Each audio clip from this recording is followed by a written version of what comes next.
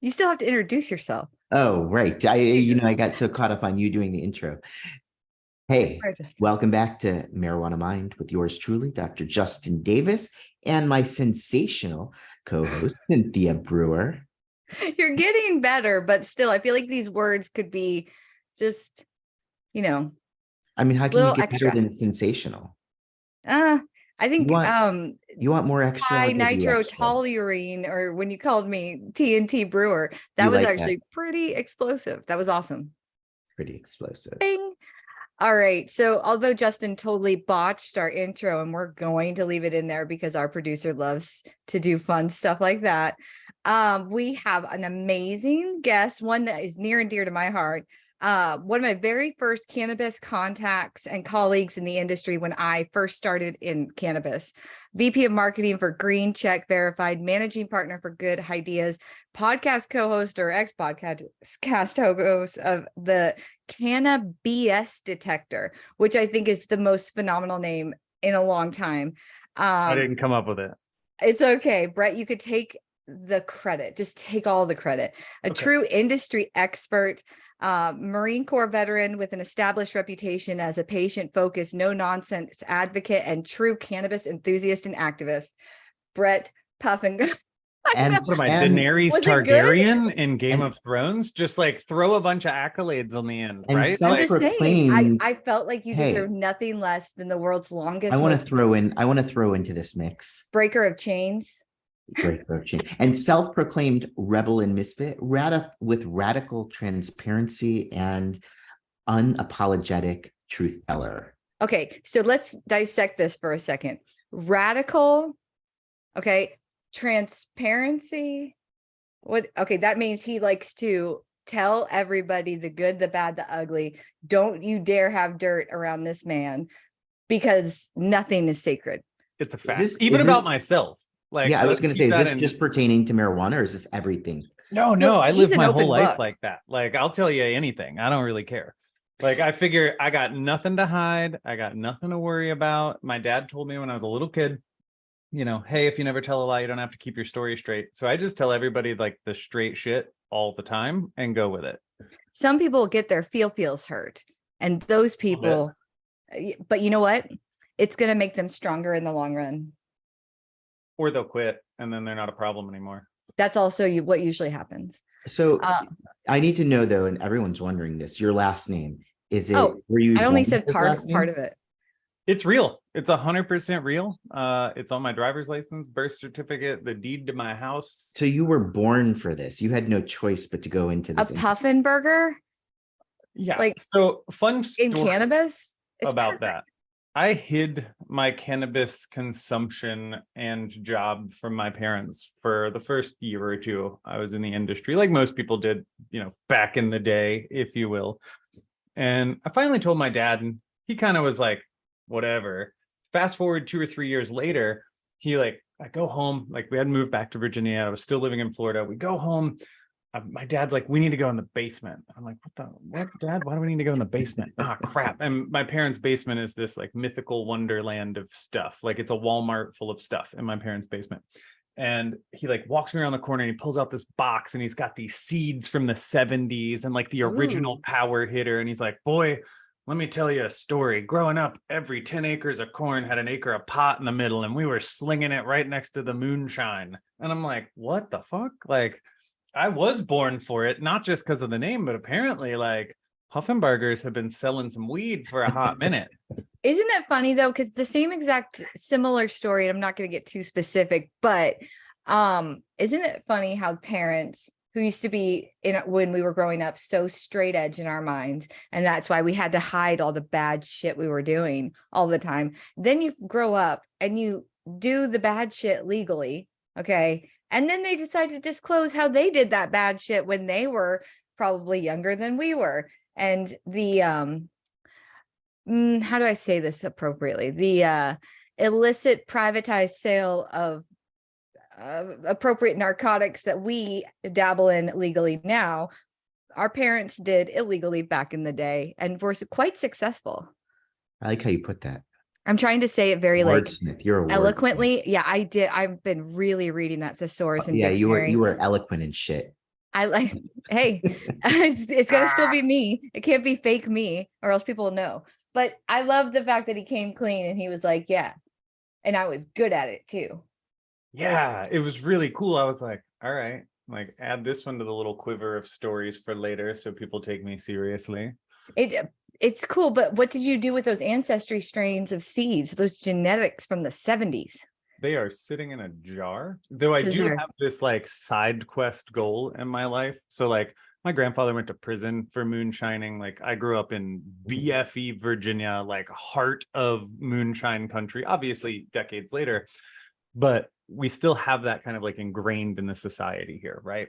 And something I really want to understand is, you know, we have Copperhead Road is where Moonshine Distillery, that's the fake name for the road up there. And something I've been hearing in the local community is, you know, like right next to the moonshine still is a weed grow.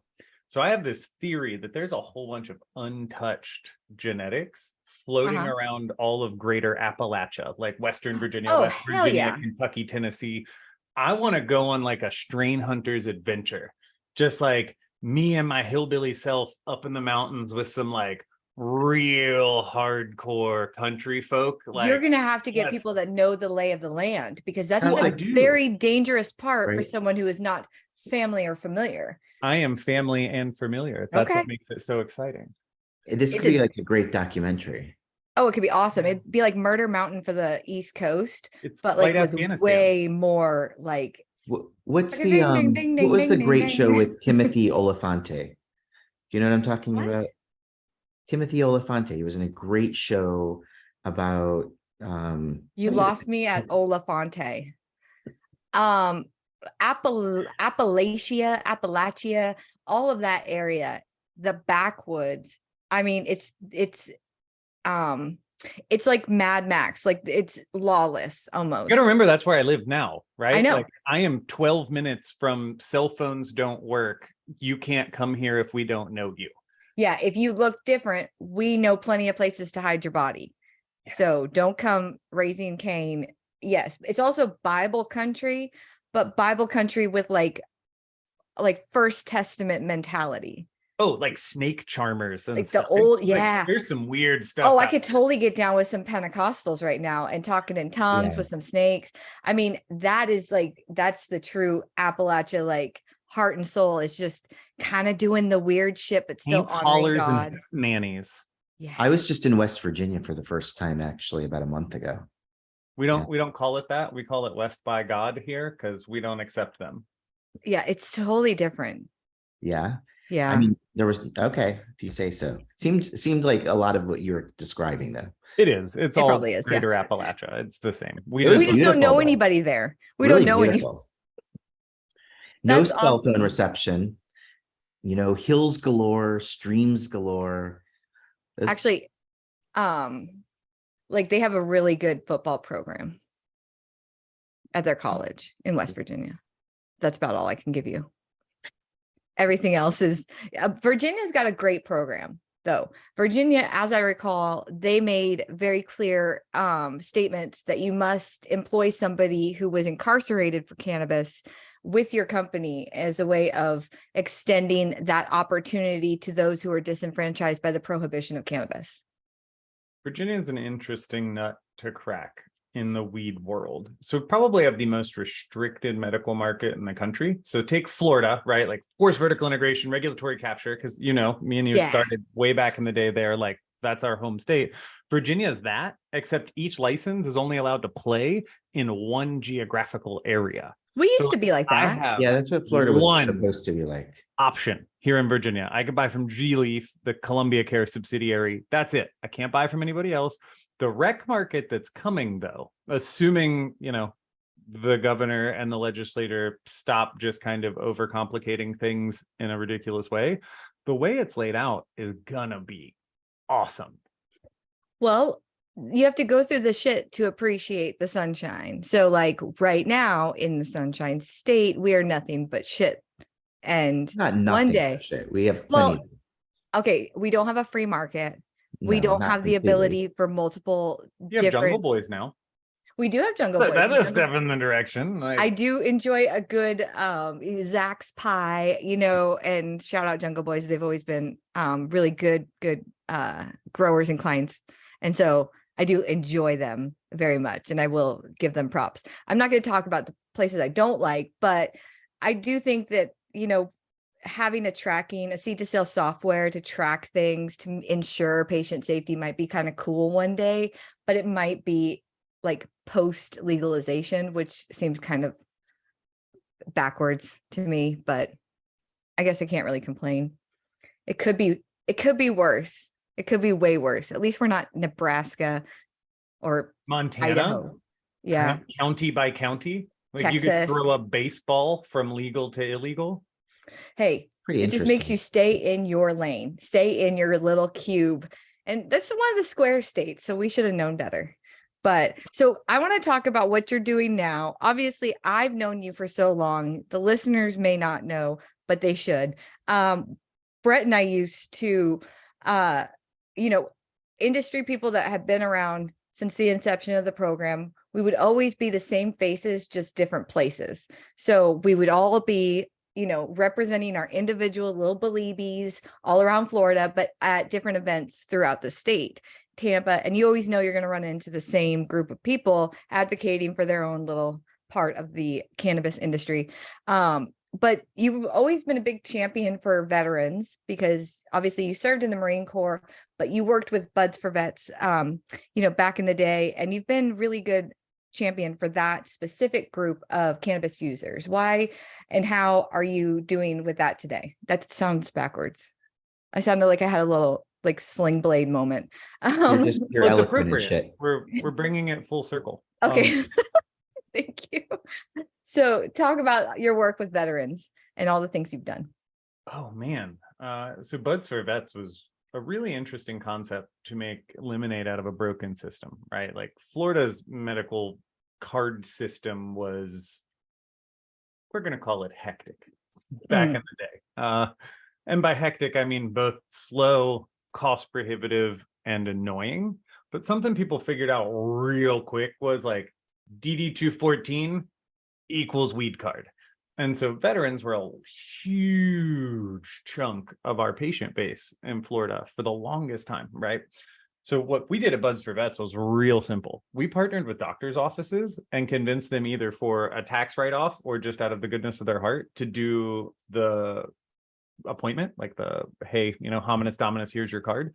Yep. For veterans. That's exactly what Justin Davis does every day. Right. I was one of your first doctors that did that. Is that true? I don't remember that, but I believe it.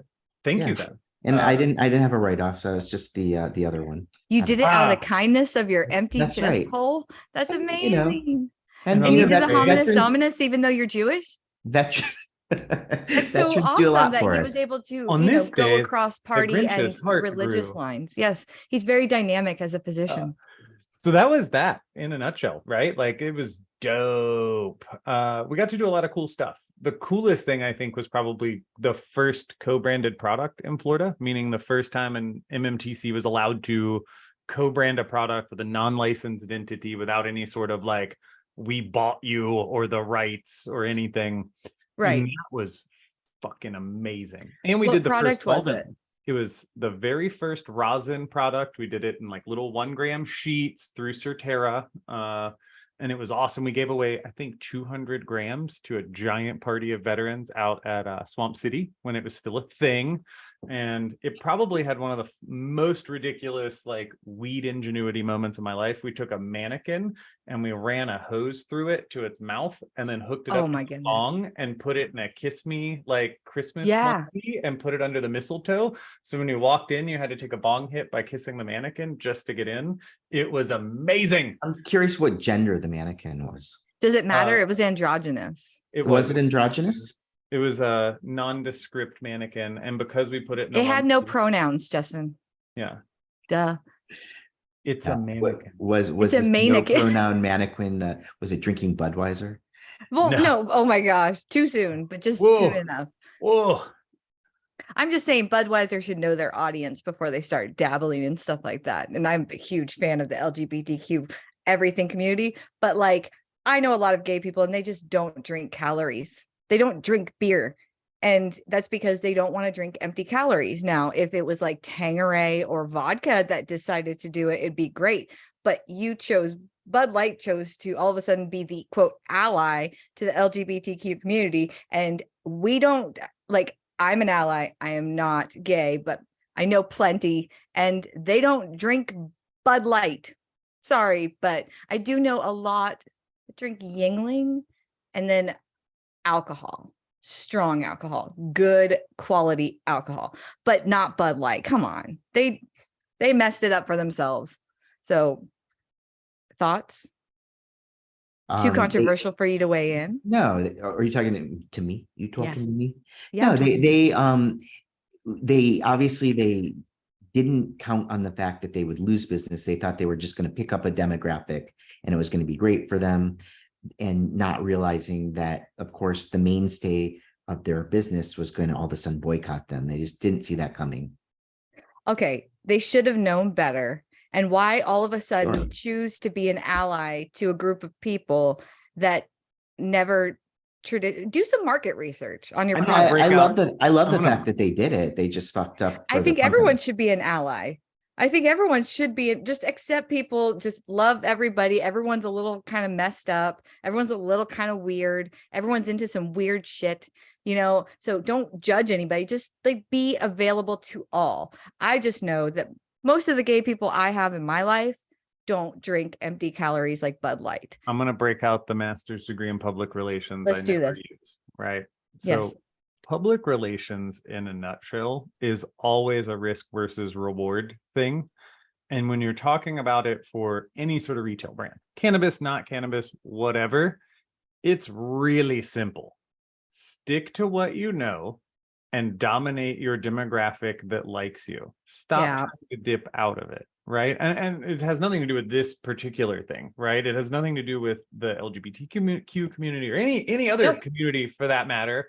But like L'Oreal, the makeup, is not going to roll out a campaign about like, why butch men should buy their stuff. Tinted moisturizer for men. Yeah. Like that's not a thing. Right. No. Like just PR 101, people. Like if it has a 10% chance of alienating 10% of your base and you aren't guaranteed to pick up 10% of a different demographic, don't do it. Yeah, that's all. If you really want to make meaningful change, give money, right? Yeah. Donate quietly to a charity or an organization. Like don't put yourself at risk in your brand. I just wonder who brought it to the table. I wonder who the guy was who's like, okay, hi, I'm Steven. It's my entry-level year here with Bud Light. Really happy to be here. I really think we should extend our love and support to the LGBTQ plus community. And I think it's really going to pay off big time. What do you guys think? And everyone's like, dude, just get this kid out of here. Like entry-level Steven or Curtis. It never happens that way. It's the Connor, whatever his name is, little millennial Connor decides to bring this up as a way of, inclusion, which is phenomenal. Diversity, phenomenal. But you're Bud Light.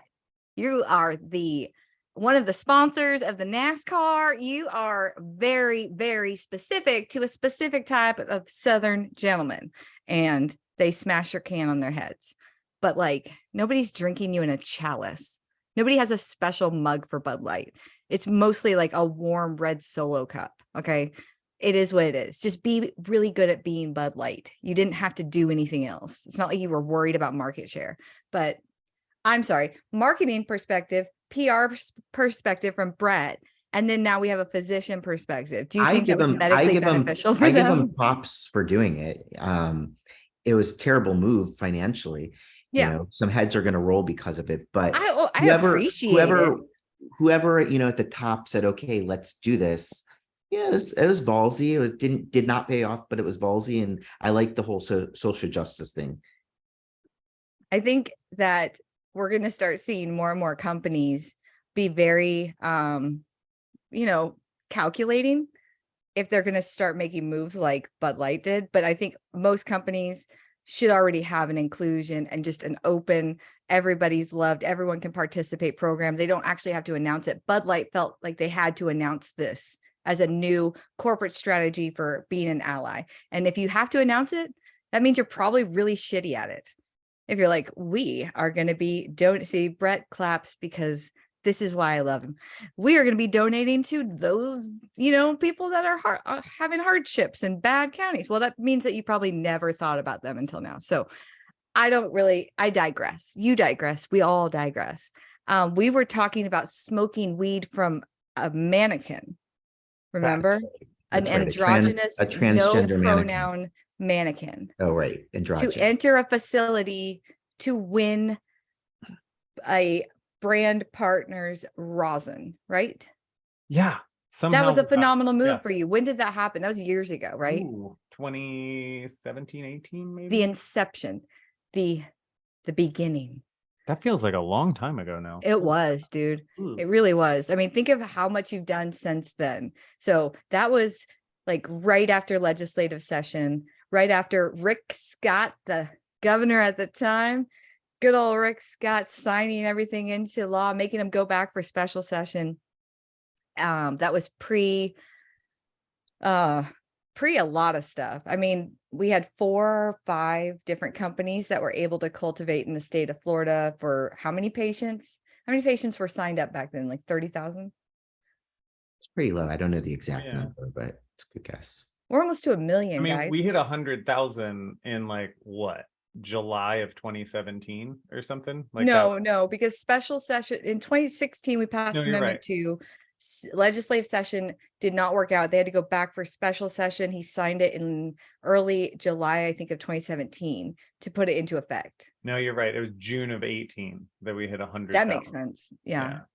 And it's just gone up and up and up. I know. I wonder how many people they think are going to utilize the adult use program when it gets legalized in 2024. Like, what are our numbers going to look like? It'll be difficult to track. I mean, not really. If you buy something at a store, you can track the purchase. But you won't know if they're a new user necessarily or just an existing user. Well, and transient community, right? Like, and I don't mean that like homeless. No, I mean that in transgender. Transgenders. The tourism segment. Oh, think about it. Like, think about tourists. A city like Orlando, right? You mean the traveling community? I mean transient in the actual usage of it in like retail language. I picture guys with like guitars traveling by train and telling stories. Hobos from 1930s cartoons. Like the stereotypical hobo traveling from boxcar to boxcar, telling stories. Maybe he sold his soul to the devil, something like that. But okay, we can say tourist / transient community. We do have to we have to track that though, even in an adult use market, because there is going to be like a point of sale system, right? Because they can't, like, we have to. But if it's cash, we don't know if the same tourist came back 5 times in a week or if it was 5 different tourists. Oh. There's no way to get like a number of consumers passing through the state. I think we could do it by sales, like how many sales are coming into the state based off of how many sales we had in the medical market, right? Here's what we know for a fact. All of the companies currently licensed under the medical marijuana program in the state of Florida are going to be not just rich, but much richer. Super rich. That is a fact. Yes. Like Rick Ross rich. Canary yellow diamonds. He follows me on Instagram, which is like dude, a really guess who follows concept. me? Not Toby Keith. Really? Why? I'm not even proud. I'm actually kind of embarrassed. I would be proud of that. If I had Rick Ross, I would be freaking proud. I don't know who either of those people are. What? Oh, you know who follows Justin? Dr. Barry Gordon. Ooh. See, he doesn't follow us, Justin. Celebrity status. Mm-hmm. So tell us a little bit about, because you are the VP of marketing for Green Check Verified. What is Green Check Verified? We are the largest provider of banking to the cannabis industry. So in a nutshell, our original business was pretty simple. We provided a compliance engine for financial institutions to feel comfortable banking cannabis by hooking directly to a company's point of sale or track and trace system. Nice. And reporting every transaction down to the dollar to the financial institution so that they would feel comfortable. So now we've got 130 something financial institutions in all legal states willing to bank cannabis companies. And now we're rolling out, we just finished like the phase 1 kind of launch of a marketplace where you can get a pretty long laundry list of additional services. So like HR payroll, insurance, payments, all of the stuff that kind of gets tacked on after you get a bank account. And so basically, short version, one-stop shop for everything you need, right? That's awesome. That's so good, because people don't understand how difficult it is in the cannabis industry for banking. Now, we got super lucky here in Florida because after Green Bank, Florida, that Green Bank that was here back when the cannabis program started, they were like, we will bank the cannabis industry. So they did. Then they got kind of like bulldogged by the regulators. And then they were like, come pick up your checks. And of course, our leadership was like, give it to us in cash if you're going to make us pick it up. And we were like, wait, have you ever seen that much money in cash? No. Okay, maybe we should just get the check. And that's what we did. And we got, thankfully, by the grace of some good contacts, we got a bank to trust us. And then we referred that bank to pretty much all of our clients. And that's who banks the cannabis industry in Florida mostly. But it is so difficult to find someone to do or help facilitate payroll. Like anybody to do PTO, payroll, insurance benefits, 401k, all of that managing, they don't want to touch. And the reason banks don't want to touch it. We have all of it in one spot. You can literally log in. The new little joke thing I'm saying is, in less time than it takes to smoke a joint, you can sign up for all of those. But not encouraged to do simultaneously. I mean, you could. I'm not going to tell anybody how to live their life. Okay. So that's actually good. But I like that you have everything covered, because to get a bank to trust you, you're looking, if we didn't have our wonderful bank that we have now, you would have to go to a state chartered bank, which is usually something that has the word first or state in the name, because the decisions for that specific institution are made locally, and they can judge your moral character by keeping a very close eye on you. Without the federally chartered banks, who have to answer to regulators and they have to really justify their clientele, they don't really want to mess, like Bank of America, Chase, they don't really want to mess with cannabis. So you have to go to smaller banks that are probably going to put you through the ringer, higher fees, and really keep a strong eye on you. But if they're willing to do it, bank, we have banks that offer 0 fees, because we make it so much easier for them. They literally have to do nothing. Like, just log in and read. That's the best part Waterfall Bank. What'd you say? Waterfall Bank. Have you heard of that one? Ooh, sounds fake. Not. It does sound fake. It does. A lot of bank names sound fake. It's supposedly it's a canna friendly bank.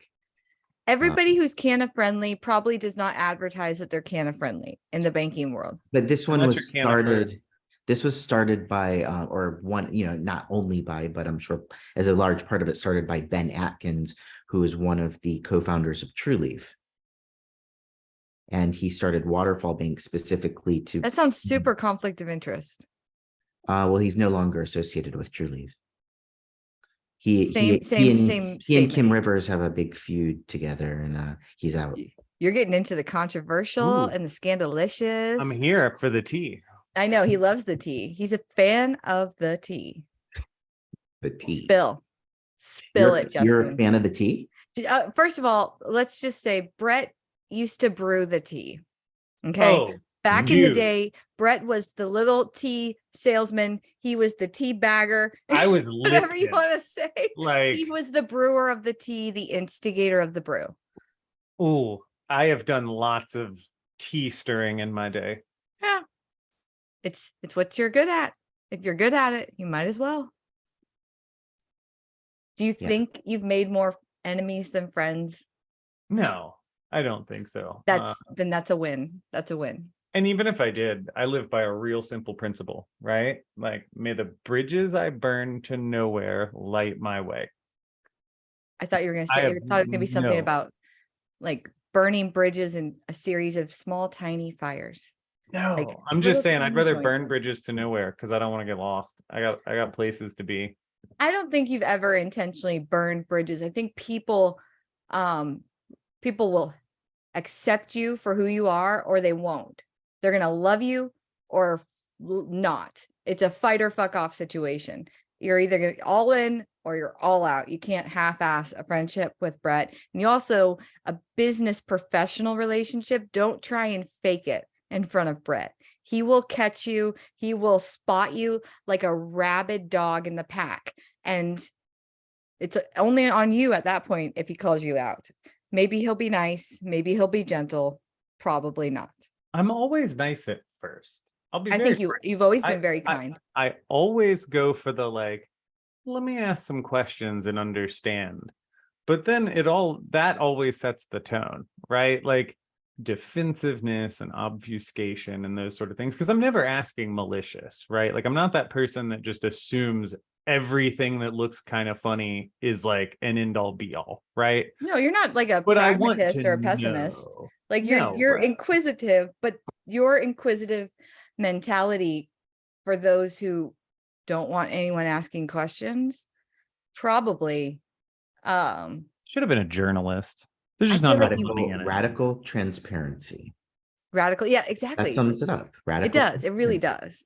It's actually very impressive. So I like that Green Check Verified is an all-encompassing platform for the cannabis industry, canna friendly. I'm just waiting for that to be like an endorsement stamp on like Airbnbs, like Air 420. Like we're cool. You can smoke weed in our house. We're fine with it. Like one day it'll be at that point, at that level. Do you work in conjunction with Canopy in any way? Can pay. Can See, pay? Can pay. Can pay? Canopy? not. Can you pay me? Yeah, it sounded very like ethnic and very like exotic. I loved it. Can We do pay? not currently. Though I think we are talking about it. So partnerships and who gets on the marketplace is not my world. My world is to say, hey, weed companies, we can help you. We have a whole another guy that you could talk to about what's in the pipeline of like who we want to play with and who's on the marketplace now and all of that. That's just I ain't that guy. We don't know that guy. You can. I'll introduce you. He's really nice. You want to introduce him? Do you have, I know, so you don't work with them, but do you have insight as to why the big T truly would have dropped them like it's hot? Oh, so Justin's on this kick about CanPay and Truly recently separated from accepting that platform in their dispensaries. We can't figure out why, but we've had a couple of different people send us some theories and we weren't sure if you had any insight. I did, however, we did mention this last episode and we talked about how CanPay now is doing like point system. So when I was in Gainesville, right after we did the podcast last week, I had gone and purchased a product at a dispensary client of mine, hugged the clientele and kissed some babies. And I left and I played my spin on CanPay and I won a butt ton of points. I don't know what that equates to, but it was incredibly satisfying. Just so I can share that with you guys. The point thing, it does happen. I won a bunch on one purchase. It was crazy. So I don't know that one specifically, but I do understand that business model enough to understand the payments companies, we accept cards companies, regardless, cashless ATM, PIN debit, point system, rewards cards. They all kind of promise the same thing: increased basket size, larger amounts of sales per customer, ease of use and speed of getting people in and out to increase churn in your dispensary floor. My best guess is they were not seeing that. My second best guess is even if they weren't, most of the solutions are largely the same, or at least competitive in their advantage, and it's usually user error. And you'll notice, and this is not a specific to CanPay or Truly, but you'll notice companies will flip every 6 months to a year because that's the standard contract with them. And that's why, right? You'll see the same dispensary use each one for 6 months thinking they're going to find it, but they don't figure out that they're the problem. And that is not the green check Brett saying that. That's the Brett was a retail opening guy for an MSO for his first weed career job. And that's why, right? Like if you are not seeing the results of that, it is not on the provider. It is on the dispensary to figure out what you're doing wrong. I do feel like the dispensaries have gotten more and more creative. So at the beginning, it was like cash. You can use cash. Then you can use CanPay. And I was looking at my CanPay account and I won 13,056 points. I don't really know what that equates to. $1.36, right? Like some ridiculously low amount. How do you know that? I'm just making it up. Okay. Do you remember Lynx cards back in Yes. the early Florida days? Like, here, load yeah. this prepaid debit card thing and then bring it in. And like, I lost mine. I had like $150 on one and I lost it. And I'm still upset about it. And that was like 6 years ago. Well, then they started, so then CanPay was available, and then they started taking this like debit transaction thing from your bank, but then it charged you, and then they would give you that money back, and it was like this weird like backhanded transaction where it felt dirty for everybody. Cashless ATM, right? Yeah, it but was an ATM transaction for $40. You bought $38 in product and we gave you $2. Exactly. That's what felt Truly dirty. is still doing that. It felt weird to do that, like almost like somebody trying to pull a fast one on you when you have a 50 and they're like, can I just have 320s, 110, 2 5s back? And then you're like, trying to struggle to make change and do math at the same time. It was hard for me as a bartender, but I digress. And then now they're allowing you to use debit cards, and some clients have a credit card. They have a credit card and it's thick, or like not thick, it's heavy. She got some weight to her. Okay. It reminds me of the American Express Black Card that's made out of like titanium, and you have to have like a $250,000 spend, but that's what it is. It's only good for one dispensary, one MSO, their locations. You have no other value towards it whatsoever. And it looks so cool. And it has your name on it. Private label credit cards. Yeah. But being able to charge weed to me is so crazy that I could like pull credit and then just use that fake money. Your dude never fronted you back in the day?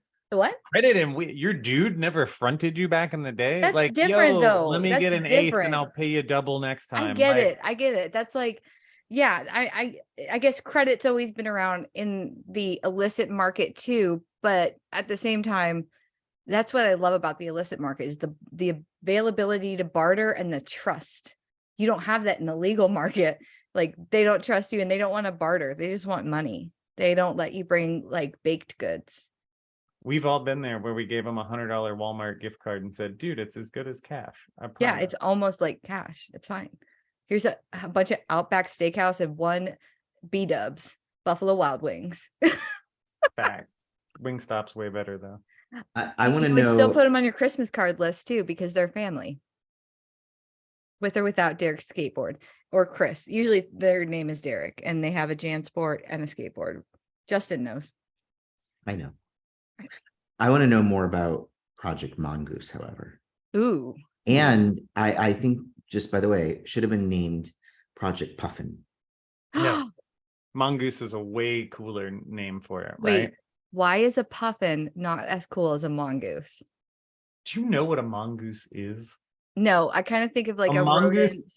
Come on, Ricky Tikki Tavi. It's like a ferret that fucks is... snakes up for fun. Like, I know, it's like a but ferret not that's out here. here like. This was over in like one of the, like in India. That story was based over there. Am I correct? Because I remember Ricky Tikki Tavi. I remember the movie and the cartoon. And yeah, that mongoose was the shit. And he was killing those like really dangerous snakes. Cobras. Right. Yeah. But like, I thought that was just a movie. No, that's real. No, those are real animals. Do you remember Indian in the Cupboard? Yeah. Okay. I just want to throw that in there. Please continue about mongooses. Mongeese. So what's everybody, the plural? like Cynthia and I have known each other for years. Many years. Once you've been in the weed world, all of your friends are weed world people. Like, it is a fact. And we all have the same conversations, at the smoke sesh or on the telephone or at the water cooler at work. And raccoons work for the CIA. Yeah. When I went back to school, to grad school, they were like, okay, you need to like plan this whole project. And I was like, okay, I'm going to plan my project around growing a social media following in an emerging industry. And then I kind of sat back and I said, well, what the hell would land? Right. So I had this whole concept, and somebody said it to me one day. He's like, man, there's a lot of snakes in this grass, or grass is, attracting a lot of snakes. And I was like, that's it. grass attracts snakes. What kills snakes? Mongooses kill snakes. Let's do it. And so Mm. the whole Oh, I like totally not get it now. persona that I put on, but the whole side of my personality that I really let shine to build, you know, whatever 30,000 LinkedIn followers or some ridiculous amount, is okay. Let's talk about it. Let's have the conversation out loud, right? Say the quiet part out loud.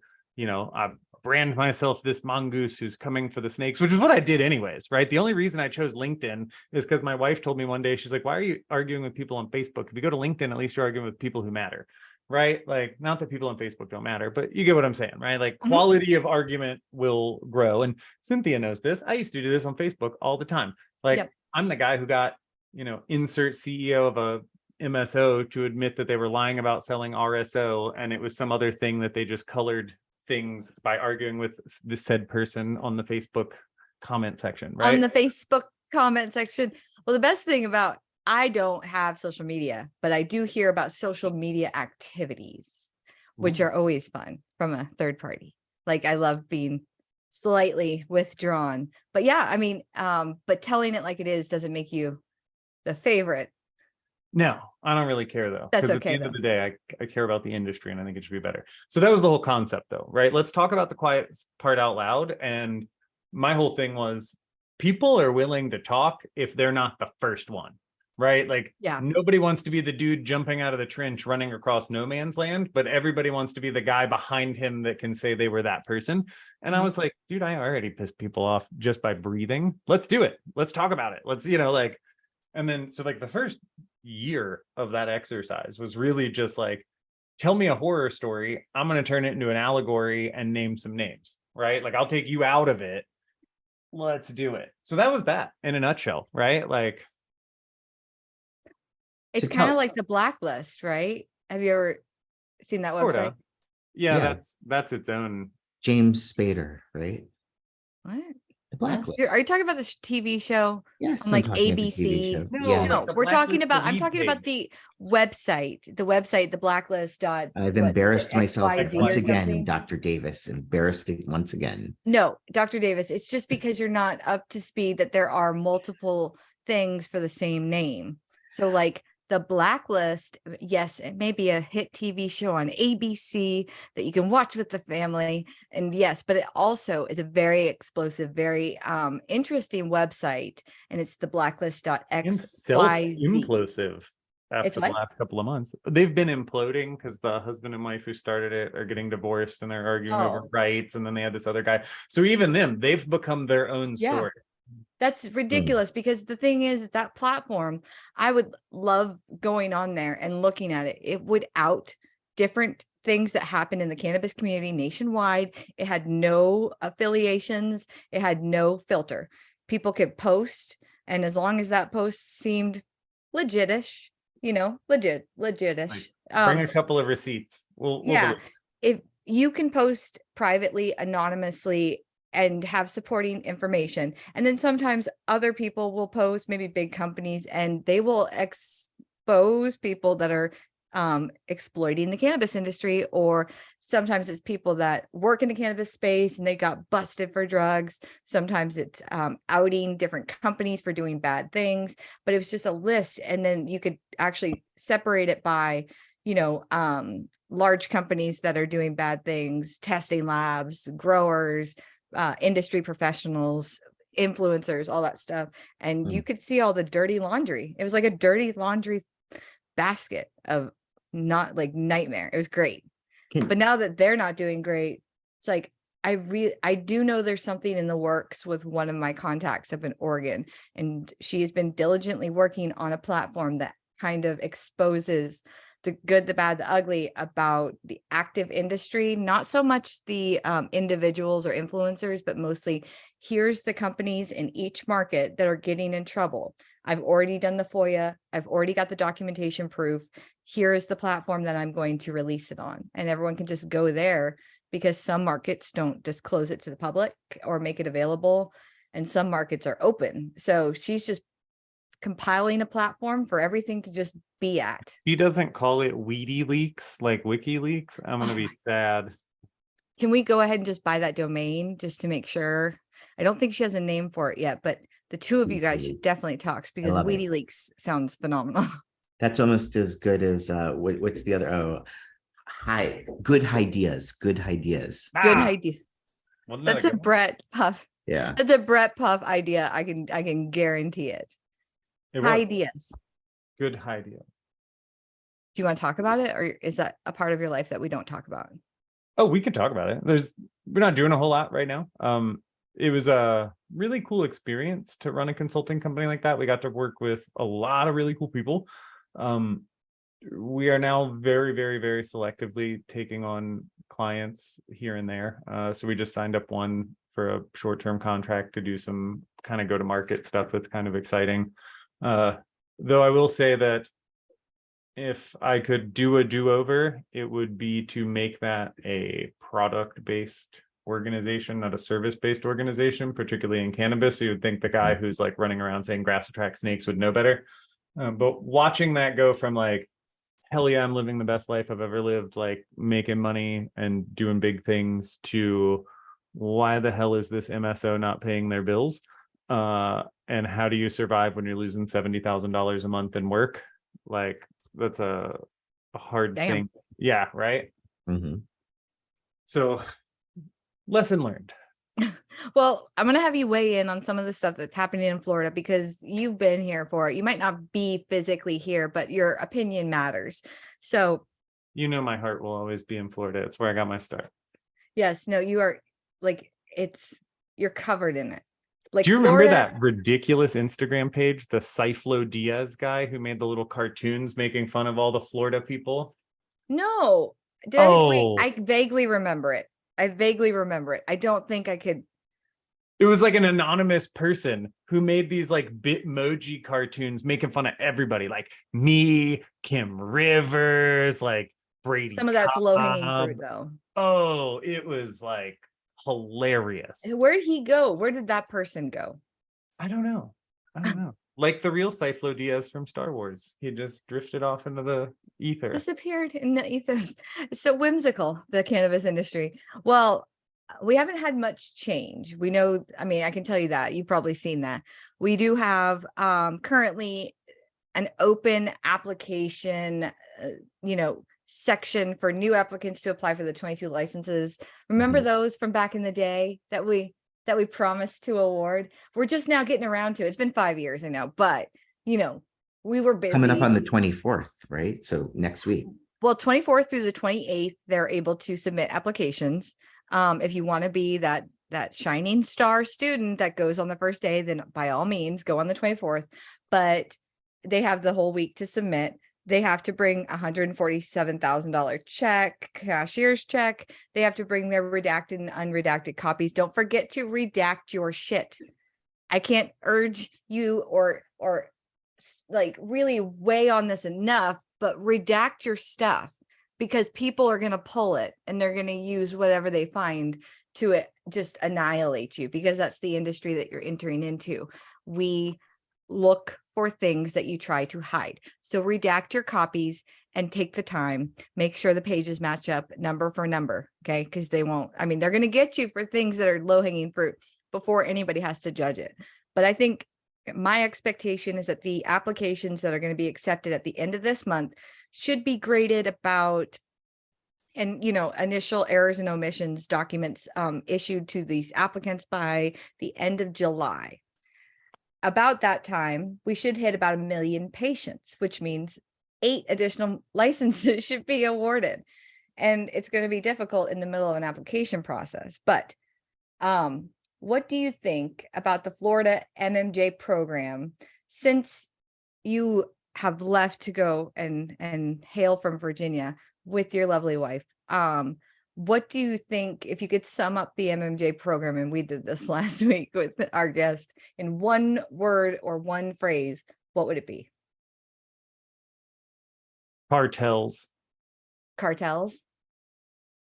Because you believe that the program is run by a very select group of families, 5 families perhaps, those of which will annihilate the competition, exploit whoever they can, buy. So I said this the other day at Benzinga in Miami in a meeting. Oh, you were there? Yeah. We were there. You were there? You missed me. I'm easy to find. Come on. Oh, we meaning Kaitja. I was still in Titusville. James was there. So I said this the other day in a meeting, and I'll call it a mixed company meeting. And I don't mean like men and women. I mean myself and some of the banking side of Green Check were there, right? So like we kind of speak two different languages. And we were sitting down with a weed person, and I said something kind of ridiculous. I was like, I don't think any of the like the East Coast MSOs are going to survive another 6 years because their business model doesn't allow for, you know, non-regulatory capture and vertical integration. And he was like, what? And I'm like, think about it. Think about it. They run their businesses like a tech company, not a consumer packaged goods company. So in order for them to shorten the runway to profitability and survive, they have to play in very controlled markets where they all have this, we'll call it a gentleman's agreement, that everybody's playing the same game. What they never anticipated, and this is what makes me happy in Florida occasionally, is the Jungle Boys of the world or the Cookies of the world who don't play the same game. They're playing in the same arena, right? They're playing the same sport, but like they play XFL where everybody else is playing NFL, right? Or like everybody else is boxing and these are like MMA dudes who are coming in with like some jujitsu or some shit. That makes me excited for Florida. The 22 new licenses, I think, is a nominal exciting thing. Like I did the math for this. So I can't tell you who it's with. This is one of those things where I'm not allowed to be radically transparent because of paperwork, but we get it. My name is on one of those pieces of paper to do the thing to come back, you know, home, we'll call it, to play. And we did this math. So cryptic he is. Right? Yeah. Yes. So we did the math on this, right? We looked at total number of licenses, total number of consumers in a bunch of different states. And Florida is at like 1,861 patients per dispensary. Yep. So even if I cut that in half, right, let's double the number of licenses, we're still at 900 patients per dispensary with an average spend of $143 a week. Yep. That is light years above LA County, Seattle, any other established market. So even if we quadrupled the number of licenses, even if we went to 100 licenses, it is still like more consumers per door than anywhere else in the country. We are an insatiable market. People are putting stupid money into these 22 licenses, not because of what it is today, but to your point, because of what happens in 2024, particularly if the current ballot initiative progress that goes through, which basically just continues to capture it and open it up to those 2044 license holders. Jesus, like we're talking Jeff Bezos money when they're done, right? It will be responsible for creating 50, essentially, because we'll hit 1 million patients by summer. 50 of the world's most successful companies, not cannabis, just successful companies in the history of, well, the United States of America. I can't say the world, but we will be responsible for creating 50 of the most successful companies in the United States of America. They will be incredibly profitable and immediately successful right out the gate. That's why these licenses are a limited amount of time until of course, federal legalization goes. I wanted to touch on because you said it. You said they treat their company like almost like a Silicon Valley type company. They're capitalizing on the bubble. Okay. The bubble is not going to always sustain. You have to sustain. You have to scale quickly or find a niche, because you don't have to be so big. You just have to be different. Like if it was me, I would have, and I'm on nobody's license and I advise no companies. Okay. I have no horse in the race, but if it was me, I would get the license. I would find somebody obviously to partner with that knew all of the things to do as far as like, I mean, I know how to grow a little weed, but like, I don't know how to scale weed.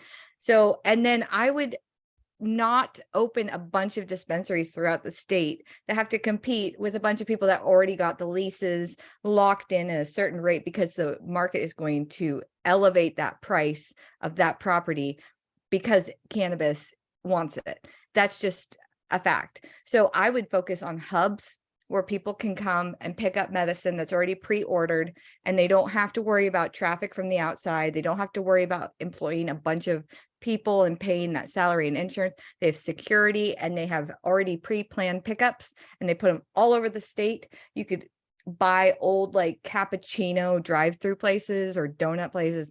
You can get it for cheap and make a bunch of money, but you have to have a nice hype, a good price, and that's about it. Just because you're everywhere doesn't mean you're the best. That's a good idea. Well, yeah, or you have a really strong delivery game and you can deliver multiple times a day, but that costs a lot of money as far as Florida getting makes people that on the road. really hard. Florida makes delivery super hard as compared to other states. Like, you got to have a dude with a gun and a person to get out. You need to make $30,000 in upgrades to this Ford Transit van. Dude, when the guy shows up here in Virginia, like when that delivery guy comes, because I live far enough out in the country that it's like a 2-hour drive to the nearest dispensary. Like, he shows up in like a 1999 Toyota Corolla with a black cubby with a yellow top from like Home Depot. Yeah. And he's got like a fucking envelope full of cash. And he texts me emojis like the regular weed guy.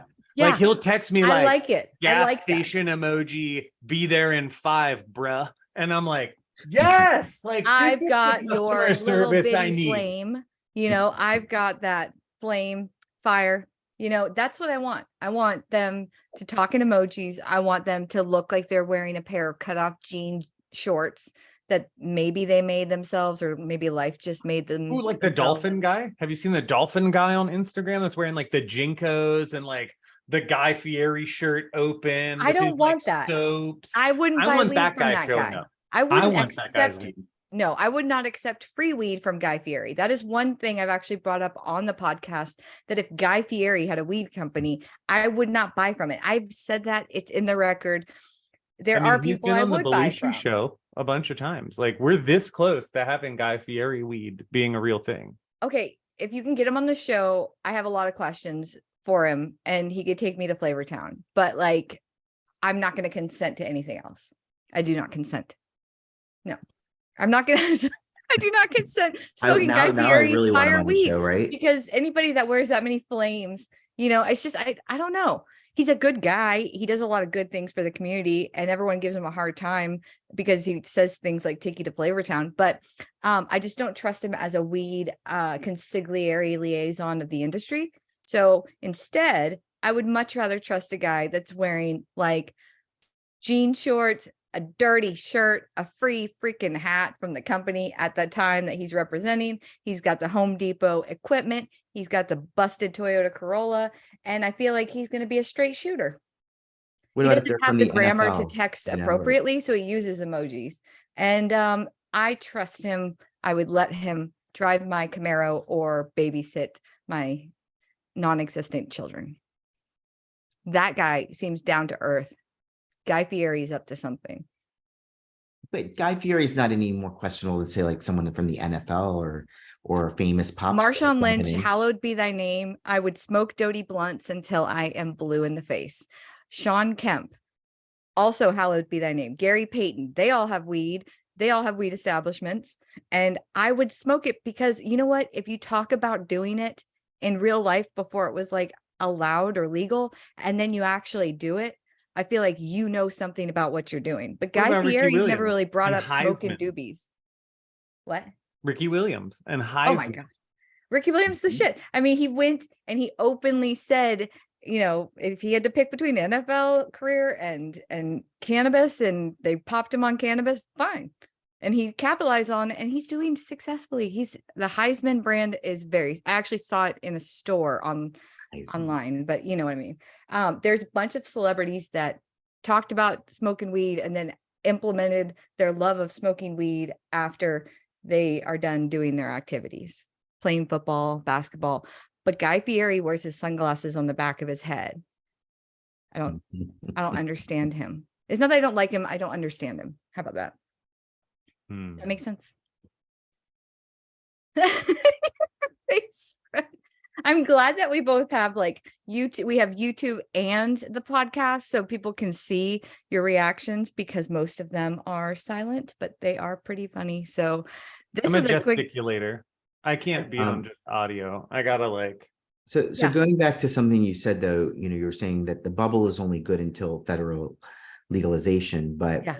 if the federal legal, because it could look, it might look different than everyone assumes. It might not just be that, oh, all of a sudden marijuana is, federally legal and deregulated. It might say, well, we're not going to stop the banking institutions or prosecute you, but it's state right. States can do what they want to do. You still sort of have the That's bubble. not the problem. The problem is the dormant commerce clause, and interstate commerce comes with federal legalization. I have a whole theory on this. Are we ready? Mhm. I think the weed industry upon federal legalization looks like the milk industry. So follow me down this path I'm for a listening. minute.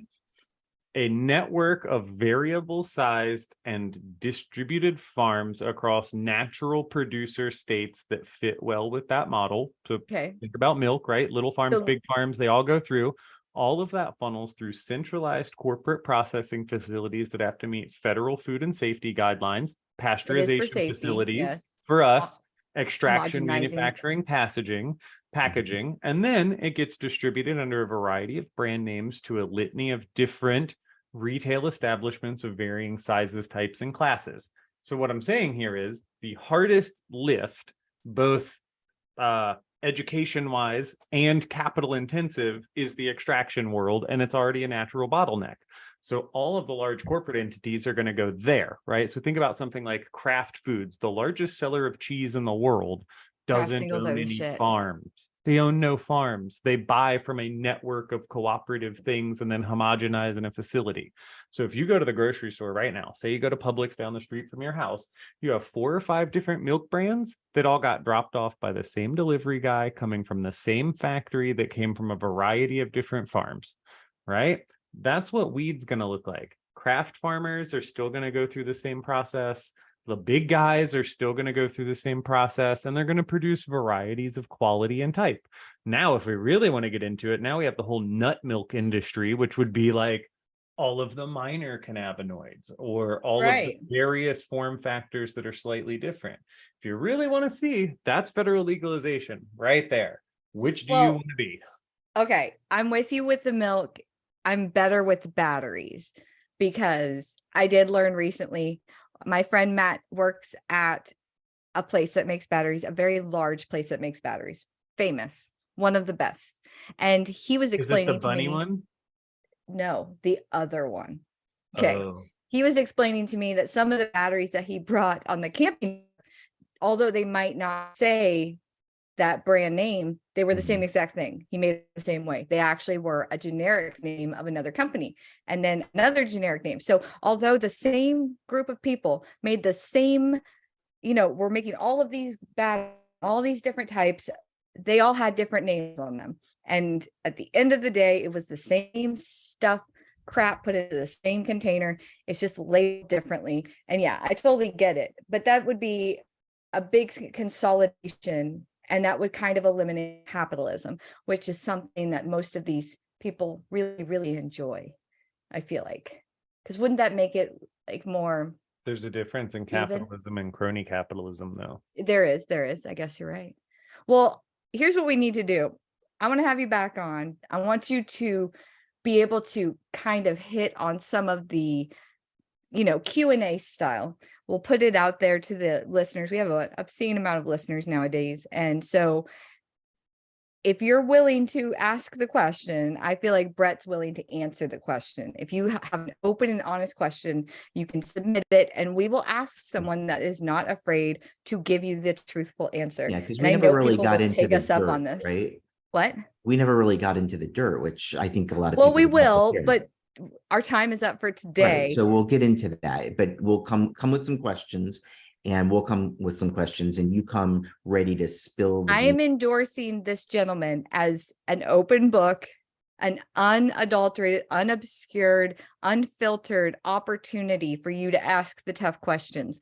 I know our listeners will take us up on this because they ask questions all the time, and I try to ignore them. And pretend they ask me about cool things like my dog's names. So I can't keep going like that. And I know people have questions. I know people want to know the truth about certain things in the Florida industry, but also in the greater cannabis industry. So we need to set up a Q&A with you. And if you would like let's a do it. Q&A MMA, you're going to fight it out with somebody and answer questions while you guys fight to the death. Two I man, did that, right? What? I used to do that. I used to fight MMA, amateur MMA. When That's I was right. Yeah. That's totally right. We did have an MMA guy on recently. Well, actually, it was a couple months ago, but we never got our tickets to his private event in the yard of that mansion. No, we didn't. Starting to think it wasn't I think real. about that all the time. It kind of reminded me of the Sausage Castle, but you know, we'll get there. All right. So, Brett, this was awesome. Thank you so much for coming on and making time for us. And it's so good to see you doing well. I'm going to make sure that we stay very well connected because you're going to provide such a large amount of entertainment for not just us, but our listeners. I can't wait for you to let loose and share all that you know, because you do have a very vast knowledge of the cannabis space. I want to on the air commitment that you're going to come back and do that. Anytime. Okay. Let me know. Let's That's do all I it. need. I will help fund your Appalachia seed hunt, and you will come back on and answer questions for our, eager guests and their inquisitive little minds. Let's do it. All right, sold. This is Cynthia Brewer signing off for the Marijuana Mind. We will talk to you next week. And my wonderful and salacious co-host, J Nasty Davis. Go ahead. That's right. Salacious away. Keep it lean as always. And salacious. Salacious. That sounds nasty just to say it. Salacious. It does sound nasty. Yeah. We'll just say my nasty co-host.